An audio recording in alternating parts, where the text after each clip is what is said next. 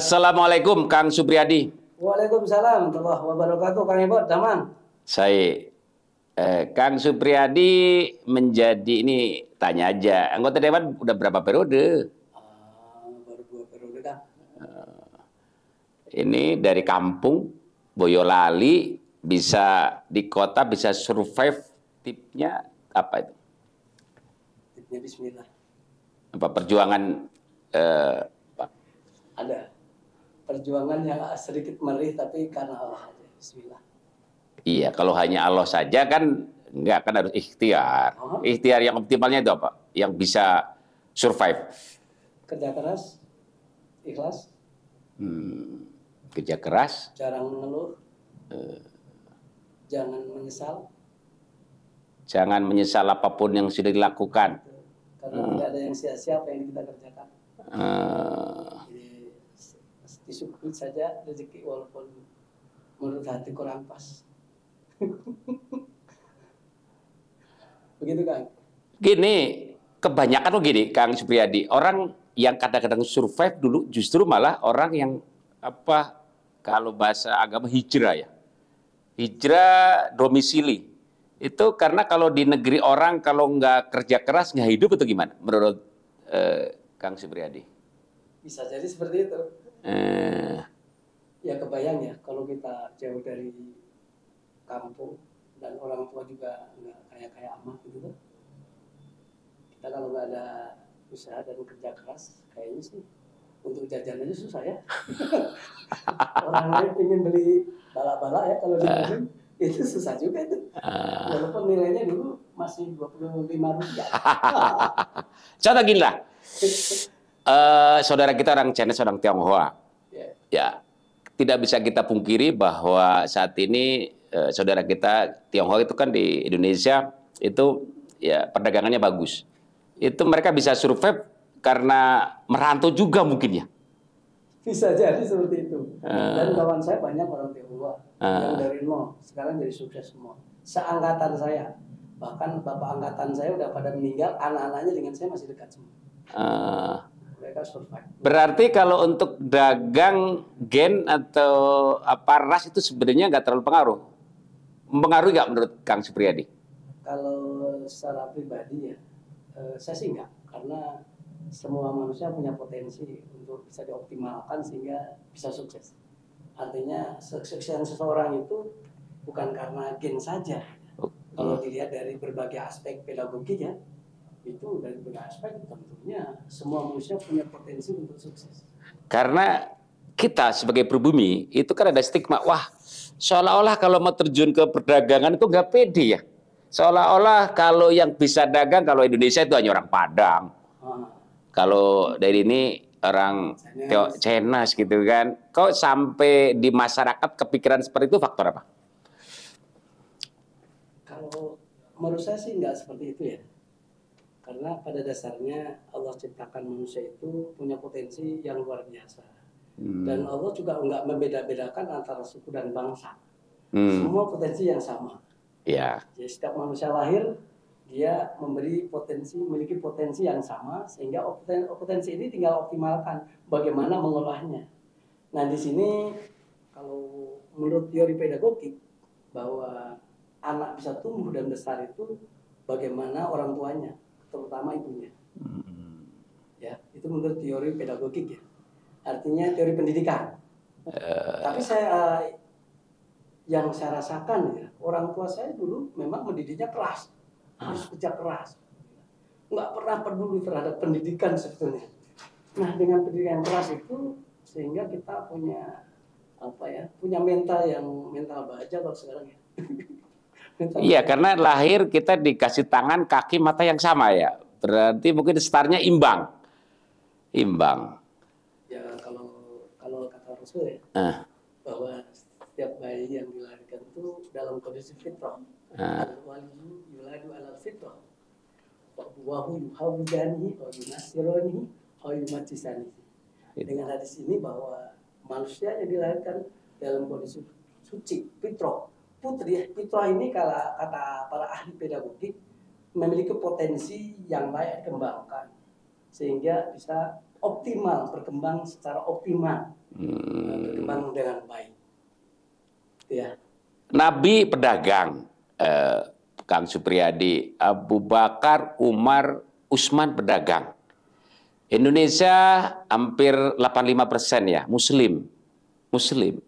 Tapi perdagangan Muslim itu belum terlalu menguasai.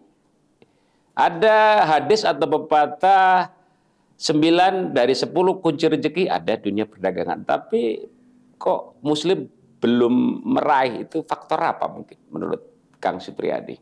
Nah, kalau saya secara pribadi perlunya optimalisasi para pedagang kita, memberikan motivasi kepada seluruh masyarakat Indonesia bahwa betapa pentingnya orang berwirausaha itu.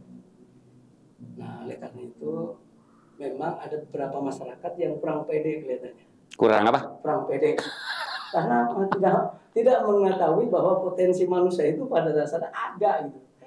Karena dia merasa tidak mampu, akhirnya mereka tidak mampu. Nah, oleh karena itu perlu sosialisasi, terutama kepada pengusaha yang sukses, Kang Ebot, gitu toh? Enggak, maksudnya kenapa? Kan gini, kan jawab dong, kan gini.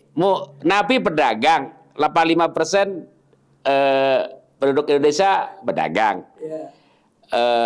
Ada hadisnya lagi, kan logikanya, kan Muslim itu ya punya peran di pedagang, tapi saat ini belum. Itu faktor apakah Al-Quran dan hadis itu tidak bisa menjawab tantangan zaman, atau cara penyampaian penafsirannya yang ke umat itu kurang pas gitu? Kalau menurut saya perlu sosialisasi, artinya perlunya disampaikan kepada halayak tentang pentingnya bahwa hidup itu harus berdagang. Toh Rasulullah sudah mencontohkan untuk meraih kesuksesan, bahkan Rasul bisa menjadi raja 10 tahun, menjadi presiden 10 tahun di Madinah, itu modalnya dagang, sehingga dikenal orang. Jadi karena masyarakat bisa jadi belum memahami tentang pentingnya wirausaha, sehingga kita yang lebih memahami perlu turun ke masyarakat, memberikan pemahaman bahwa betapa pentingnya sebagai manusia ini untuk berwirausaha. Begitu, Kang Ebo. Berarti selama ini penyampaiannya, cara dakwah mungkin kurang tepat atau gimana? Kok 85% Muslim tapi perdagangan tidak diraih oleh kalangan Muslim? Cara penyampaiannya, dakwahnya itu kurang tepat? Nah, di sini perlunya para dai. Nah, para dai juga memahami tentang bagaimana pentingnya wirausaha. Sehingga ketika dia berdakwah, itu tidak hanya berkaitan dengan ibadah-ibadah yang apa? Ritual saja mungkin. Mahdoh atau ritual saja. Tapi perlu bahwa wirausaha itu juga salah satu bagian daripada ibadah. Saya sering dengar kadang gini, para ustadz ceramah kepada orang-orang biasa miskin. Kadang ceramahnya jangan ngejar dunia gitu kan. Ya jadi males.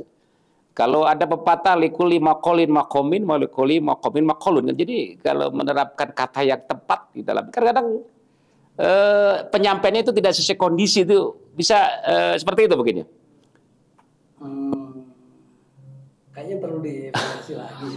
Kalau untuk menilai ke sana kita tidak punya. Kan ini fakta.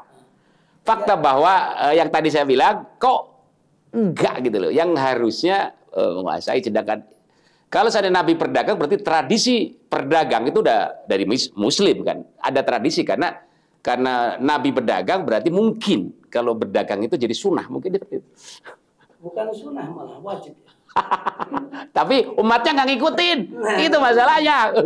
Makanya ini perlu para pendai berdakwah mungkin gitu. Jadi perlunya kita ya memberikan pemahaman terhadap para dai juga. Ya. Kan sebetulnya dai tidak dai-nya harus ditatar atau gimana? Diberi pemahaman. Sebenarnya kalau kita melihat sunnah nabawiyah, sunnah Rasul ya, di situ di dalam kitab Al-Berjanji, selain menceritakan tentang bagaimana akhlak Rasulullah ya salah satunya juga adanya wirausaha. Bahkan Rasul itu berwirausaha luar biasa. Semenjak muda ya? Oh, Sampai menikah dengan Siti Khadijah kan memang sejak kecil. Kecil. Sejak kecil sudah Sejak kecil ya. Nah, kalau umat muslim memahami bahwa baginda Nabi Muhammad SAW itu peka terhadap pentingnya wirausaha, maka tidak sedikit para asatid semestinya itu, atau harapannya kita berharap gitu ya. Iya, iya. Ketika berdakwah, ketika memberikan ceramah, ya di situ sebaiknya ditambahkan tentang pentingnya wirausaha. Karena kalau kita yang ceramah bukan tukang penceramah, ya nggak dipercaya juga gitu tuh. Nah ini harus dai betul-betul yang mesti punya basic keilmuan lah mungkin ya. Dan sebetulnya ayat-ayat Quran juga tentang hadis Rasul itu tidak sedikit yang bicara tentang pentingnya untuk berwirausaha. Misalnya dalam surah Al-Jumu'ah ya, wabtaghi fima ataqallah darul akhirah wala tansa nasibaka minad dunya. Nah, ayat ini bicara bagaimana pentingnya umat manusia harus berwirausaha. Begitu dia dipanggil untuk Jumat, berangkat Jumat, setelah Jumat dia harus bangun wirausaha. Artinya ada action, ada kegiatan yang diharapkan mereka mau berwirausaha. Sehingga ya tidak hanya mengandalkan dari satu sisi lain, sisi saja gitu ya. Iya, iya. Gitu Kang. Iya, sedangkan agama mengajarkan kita untuk bersedekah, sodako, amal jariyah, tangan lebih mulia di atas daripada di bawah. Setelah meninggal putus semua amal kecuali 3, salah satunya sedekah jariyah. Berarti itu sebenarnya dibutuhkan materi ya. Tapi berarti kita para pendai ya. Jadi kalau ceramah arahkan umat biar gemar berwirausaha, biar mungkin banyak manfaatnya lah kalau dengan banyak materi. Kita selanjutnya bahas tentang usaha nih, usaha pribadi. Kang Supriyadi datang ke Bandung, mungkin kondisinya modalnya nggak banyak dari Boyolali ke Cimahi. Ke sini bisa mengelola sebuah usaha konveksi, mengelola sebuah merek. Gimana biar mengelola usaha biar bisa survive, bertahan? Kunci dari mengelola usaha itu apa? Kunci? Kuncinya nggak terlalu banyak ya. Satu, mau kerja keras, ikhlas, tulus bekerja, bahwa ternyata usaha itu bukan hanya sekedar cari untung, karena kadang untung kadang enggak. Jadi usaha itu harus betul-betul ikhlas lillahi ta'ala. Masalah untung nanti Allah yang akan berikan. Dan saya tidak sedikit usaha ini tidak selalu untung, bahkan harus kembaliin modalnya ya. Kadang-kadang kembalikan, pernah terjadi. Jadi tidak selalu begitu terima pesanan selalu ada untung. Untung rugi bagi seorang wirausaha itu biasa lah ya. Biasa. Tapi sering untungnya kan. Wah, dibandingkan banyak untungnya. Iya, ada resiko. Iya. Cuman karena yang namanya usaha itu kan ada unsur spekulasi, tapi kan spekulasinya berdasarkan ini kan pertimbangan yang matang gitu kan. Betul. Itu saat ini punya fashion apa aja Pak ya, Kang Supriyadi? Kalau kebanyakan di konveksi saya itu kebanyakan pesanan. Pesanan. Rata-rata berdasarkan pesanan. Tapi kalau musim-musim Lebaran itu ya kita bikin baju koko, mukena, gamis, kerudung kayak gitu ya. Kalau pesanan berarti relasinya internal dengan personal. Ada intansi. Maksudnya gini, dengan personal itu harus menjalin hubungan. Iya. Bagaimana cara menjalin hubungan biar sekarang pesen, besok pesen lagi, apa kuncinya biar si konsumen pesan terus? Kuncinya di situ lebih ke arah mempertahankan produksi ya. Kualitas. Kemudian juga tepat waktu. Harga ya relatif bisa dapat. Kompetitif. Ya. Kompetitif. Ya bisa bersaing dengan yang lain. Gitu ya. Kalau masalah pembayaran itu pesen DP dulu bayar atau bayar dulu baru kirim atau barang nyampe baru bayar? Kebanyakan saat ini bahan kan dibeli cuma cash semua ya. Jadi rata-rata pemesan itu DP minimal 50%. Nah, barang sebelum dikirim lunas dulu. Nggak mau ambil resiko. Nggak mau. Dulu pernah nggak? Sering. Kirim belum bayar, kirim, Iya. terus nggak dibayar? Ya itu pengalamannya. Sudah seperti itu. Kalau dulu kita bahan bisa ngebon ya. Wah, kita luar biasa. Kan masalah ngebon kan gini, kalau kita belanja ngebon dan cash sama aja, maksudnya kita ke konsumen, ke buyer, ke pembeli. DP 50%, terus belum 100% dikirim, terus konsumen ada nggak yang meleset? Ada. Ada. Ada. Sudah kita antisipasi aja pasti ada. Jadi di dunia usaha seperti itu biasa pasti ada lah ya. Kalau saya sih ibarat petani ya. Iya. Petani itu nanamnya juga luar biasa dari pagi. Iya. Kemudian dia udah mupuk. Pasti saat panen ada juga hama ya. Hama namanya itu. Itu. Hama wereng apa ya? Ada tikus itu. Nah, iya. konveksi mungkin salah satunya seperti itu. Hama. Nah di situ kita nggak perlu sesali, nggak perlu langgan kita marahi. Bagian dari resiko usaha. Terus terang aja ada teman-teman itu juga ada yang nggak bayar gitu ya, ya puluhan juta bahkan ada ratusan juta. Kita nggak pernah marahin teman itu. Kita masih komunikasi baik-baik aja. Nah, dengan komunikasi baik ini dia tetap pesan lagi. Oh Pak Haji saya pesan lagi, yang kemarin nanti ya, kayak gitu. Ya, artinya nggak apa-apa, yang penting pesan lagi bayar lagi sebenarnya. Dan itu yang bayar kan gini, dia nggak bayar terus pesan ke orang lain. Nah itu yang repot. Makanya para pelanggan kita nggak ada yang istilah dimarahin, nggak ada. Dia nggak bayar, ya sering kita sapa. Iya memang wajahnya Kang Supra itu someah sih. Insya Allah. Karena selalu dapat punya wudhu terus ya. Amin insya Allah. Emang wudhunya harus dijaga ya. Iya, menjaga wudhu jadi wajahnya berbinar-binar tuh, bercahaya. Amin. Mudah-mudahan terjaga ya. Amin. Kang Supriyadi sekarang terakhir bicara politik.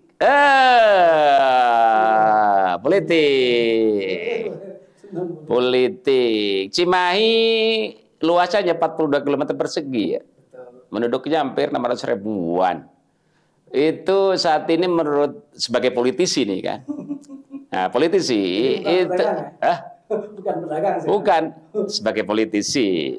Ini karena yang namanya politik itu seni untuk mengelola negara, daerah biar menjadi baik, dan itu ada beberapa yang namanya demokrasi, jadi banyak pilihan. Kalau satu pilihan namanya autokrasi, ini karena demokrasi ada yang dari PKS ini, dari Golkar ini, dari PKB ini wajar namanya juga demokrasi. Nah, dari Kang Supriyadi bagaimana pembenahan Kota Cimahi biar kalau sistem negara itu baldatun thayyibatun wa rabbul ghafur lah gitu biar bagus, cara mengelolanya gimana? Tergantung kita mengambil contoh dari mana dulu ya. Kalau menurut teori ilmu pemerintahan, nah dari siapa dulu yang kita ambil? Kalau kita melihat dari Rasulullah SAW, Nabi Muhammad SAW, beliau itu dalam usia yang masih muda, beliau bisa menjadi presiden 10 tahun di Madinah. Otomatis ada salah satu pegangan atau manhaj atau rujukan. Nah kalau Rasul itu selalu menggunakan petunjuk ya dari Yang Maha Kuasa, dari Allah SWT. Nah itu yang pertama. Di dalam Al-Quran itu sebenarnya banyak sekali bagaimana cara mengelola alam semesta ini. Bahkan dulu dalam Al-Quran sudah disebutkan, dulu Nabi Adam itu Allah diangkat menjadi khalifah fil ardh untuk mengelola, untuk menata alam semesta ini. Waktu itu para malaikat kan protes, kenapa Nabi Adam yang suruh untuk mengelola alam semesta ini? Sementara aku yang selalu dekat sama Allah, aku selalu mensucikan Allah, kok malah nggak dipilih oleh Allah untuk mengelola alam semesta ini? Nah, dialognya itu ternyata Allah memang telah mengajarkan wa'allamal adama asma'a kullaha. Artinya Allah telah mengajarkan nama alam semesta di seluruh alam semesta kepada Nabi Adam AS. Nah, di sini memberikan gambaran bahwa memang semua manusia punya potensi dasar untuk mengelola alam semesta ini. Ini harus disadari bahwa kita untuk mengelola alam semesta ini tidak bisa dengan sendirinya, tidak bisa dengan kesombongan, tidak bisa dengan karena pendidikan tinggi, tidak bisa dengan kegagahan, tidak bisa, tapi dengan ilmu. Jadi kalau melihat Nabi Adam alaihissalam mengelola, menata, mengelola alam semesta ini adalah dengan ilmu. Kemudian kalau kita lihat baginda Nabi Muhammad SAW, bagaimana negeri Madinah yang dulunya tandus, ya, Yasrib namanya. Nah sekarang kok jadi dikatakan Madinah, artinya merdeka. Baldatun thayyibun marfun luhur kalau di kita ya. Tentunya ada ilmunya. Dari mana ilmunya? Ya tentunya dari Al-Quran. Al-Quran mengajarkan tentang bagaimana cara menata, mengelola baik alam semesta ini, juga mengelola manusia atau SDM yang ada di kota ini atau di negeri ini. Artinya apa? Ketika mengelola alam semesta dan sumber daya manusia dan sumber alamnya, itu ada ilmunya, yaitu dalam Al-Quran dan Sunnah Nabi Muhammad SAW. Artinya ketika mengelola, jangan hanya cukup dari hawa nafsu saja. Jadi harus dengan ilmu.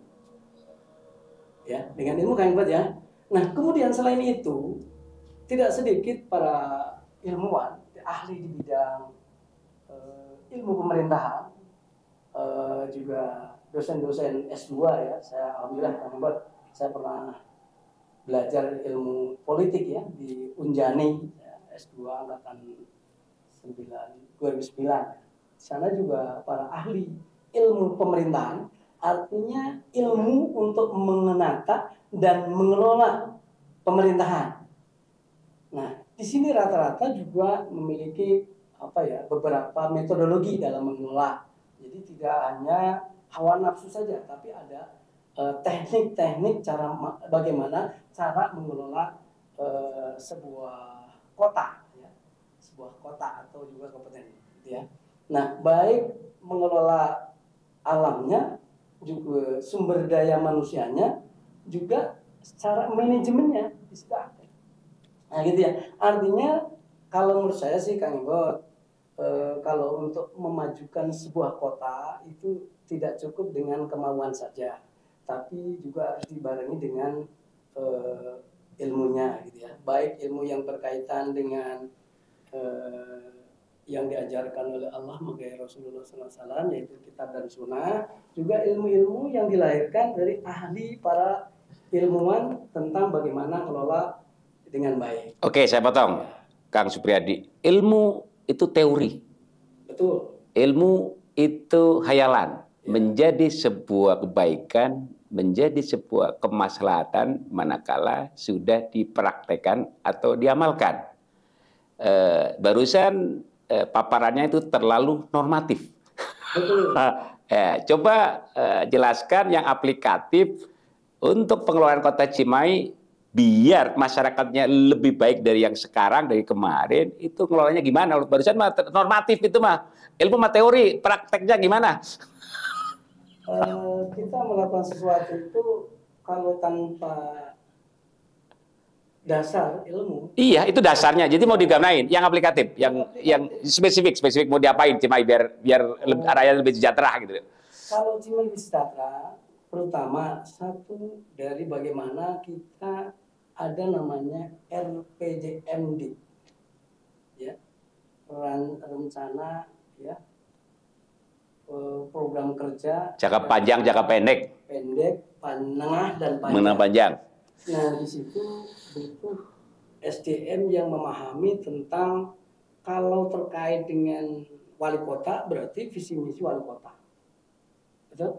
Iya, gini. Sebenarnya kan gini. Saya potong lagi. Jadi gini. Kang Supriyadi seorang politisi. Betul. Ya kan, politisi karena menjadi anggota DPR itu politisi. Yang namanya politik kan seni mengelola sebuah negara. Ya. Ada beberapa versi dari partai A, partai B, karena demokrasi. Jadi menurut pandangan Pak Supriyadi biar Cimahi bagus kan normatif. Penonton juga bingung. RJPDM. Jadi Cimahi diapain sih? Biar lebih sejahtera, lebih maju, lebih enak rakyatnya itu gimana? Jangan teoritis, aplikatif. aplikatif oke. Simpelnya begini, harus paham potensi Cimahi. Apa? Jadi apa? Potensi Ya, Cimahi, ya. kalau kita lihat. Selama menjabat kan ya, jadi sedikit mana Cimahi ini ada 430 pabrik. Ya. Betul? 430 pabrik, artinya potensi Cimahi itu luar biasa kalau dikaitkan dengan otonomi daerah. Ya. Karena tujuan otonomi daerah itu diantaranya reventing governance. Apa hubungannya pabrik dengan kesejahteraan?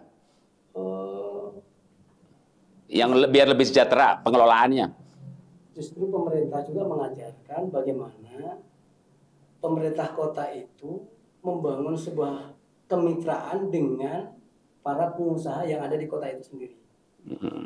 Artinya potensi sudah ada, potensi untuk Cimahi maju sudah ada. Tapi untuk memajukan Cimahi, makanya syaratnya harus tahu potensi Cimahi dulu. Iya, oke. Gini. Kan Kang Supriyadi sudah menjadi anggota Dewan 2 periode, jadi harusnya udah tahu. Jadi potensi Cimahi seperti apa biar lebih maju bagaimana? Kan udah tahu kan, udah 2 periode harus paham dong tentang Cimahi. Ya, saya udah tahu. Biar lebih bagus, lebih sejahtera ya, gimana pengelolaannya begitu. Kan udah tahu potensinya. Iya. Ya, jadi apa biar lebih maju? Begini, kita kan saya bukan pengelola atau saat ini, ya. Seorang politisi harus, kan syarat kan gini, politik itu kan seni mengelola negara lah. Kalau seandainya nggak punya ide gagasan gimana jadi politisi atau? Ya kalau katanya bisa mengelola. Ya makanya apa? Ya mau digimanain gitu loh. Iya. Salah satunya harus paham potensi Cimahi. Kan udah paham belum? Tahu. Apa? Jadi biar apa? Satu tadi jelas, Cimahi ada pabrik. Iya, biar kan gini. Iya, potensi Cimahi pabrik, biar pabrik itu bisa menjadi mensejahterakan masyarakat dari sekarang dibanding kemarin dibanding untuk besok gimana? Iya, ini perlu dijelaskan, tidak bisa langsung sekaligus ya. Oh sulit tuh, lama tuh. Ini udah 27 menit, nggak ada kelamaan. Kalau tentang kemajuan kan nggak bisa secepat itu tuh. Jadi saya jelaskan dulu. Dengan adanya potensi Cimahi itu, ketika ada pabrik sekian, Cimahi harus cerdas. Salah satunya Badan Perencanaan Pembangunan Kota Cimahi. Ya, jadi di situ harus paham dulu. Setelah paham, dengan ada potensi ini, salah satunya. Kang Supriyadi paham nggak? Paham. Ya udah jadi digimanain. Cimahi ada pabrik. Iya. Di situ ada pabrik, potensi tamu banyak. Iya. Hotel dirikan. Oh, hotel dirikan. Lahannya ada nggak kira-kira? Gitu atau hotel dirikan gitu. Dari tadi muter-muter hotel dirikan. Harus ada. Karena sekarang lahan ada nggak di Cimahi hotel? Banyak ya. Sekarang kita lihat aja ada potensi sekarang hotel Tulip itu udah mangkrak dah. Seharusnya optimal. Didorong. Ya. Tamu biar bisa datang. Ya. PAD ya? Ya pertama tamu belanja, terus pajak restoran, PAD-nya dapat, ya dispenda lah ya. Masih ada lagi selain hotel apa? Selain hotel? Infrastruktur apa? Masih dari pabrik. Pabrik itu kebutuhannya apa? Saya lihat. Itu ada solar industri, ya toh? Kemudian selain itu ada juga namanya batu bara. Apa hubungannya dengan batu bara solar? Hubungannya dengan masyarakat apa? Makanya kita harus sadar tadi bahwa tujuan otonomi daerah itu diantaranya reventing governance. Bagaimana membangun kemitraan pemerintah daerah dengan pengusaha yang ada di daerah. Nah, di situ ada. Karena ada 40 itu kan pengusaha daerah begitu. Pengusaha di kota Cimahi. Iya, betul. Ada 400. Iya. Kemitraannya gimana maksudnya? Kemitraannya, ya bagaimana perusahaan daerah ini mengelola yang dibutuhkan oleh perusahaan-perusahaan itu. Oh, BUMD. Ya. BUMD dengan perusahaan swasta. Kerjasama. Selama ini sudah belum? Belum. Jadi bagusnya kemitraan seperti apa menurut Kang Supriyadi? Kan kalau pabrik itu butuh batu bara dan oli industri ya. Nah, bagaimana yang penyelenggara awal itu adalah suppliernya dari BUMD. Ya. Jadi Kota Cimahi bikin BUMD untuk menyuplai solar industri dan batu bara. Masih ada lagi banyak. Apa? Sekarang kalau lihat dari pendidikan Kota Cimahi ya. Ya. Pendidikan Cimahi ini saya rasa sangat banyak ya, dari SD sampai SMA. Nah, kita ada namanya produk batik Cimahi. Bagaimana batik Cimahi diproduk oleh Cimahi? Ada perusahaan di BUMD lagi dong. Ya toh? Jadi tiap hari Jumat pakai batik. Betul. Ya, nanti boleh. Iya, koko. Batik hari apa gitu loh. Nah, itu diproduk oleh BUMD lagi. Kemudian yang masih sangat saya inginkan dari dulu itu Kang Ebot. Cimahi ini dari dulu belum punya namanya pusat pembelanjaan khususnya produk-produk UMKM belum difasilitasi. Jadi lokal UMKM lokal Cimahi lah ya. Belum ada itu sentralisasi produk UMKM. Nah ini kalau ada sentralisasi juga salah satu untuk meningkatkan upaya apa tadi masyarakat. Produk-produk penyerapan produk UMKM lah ya. Betul. Jadi ada sentralisasi. Itu salah satu yang di bidang ekonomi sudah ada. Kemudian kesehatan. Kesehatan kita selama ini pemerintah kita belum ada yang namanya produk apa ya, misalnya infus, ya kita bikin dong di situ. Pabrik alat infus. Iya. Jadi BUMD. Nah, BUMD. Saat ini BUMD yang eksis Cimahi apa?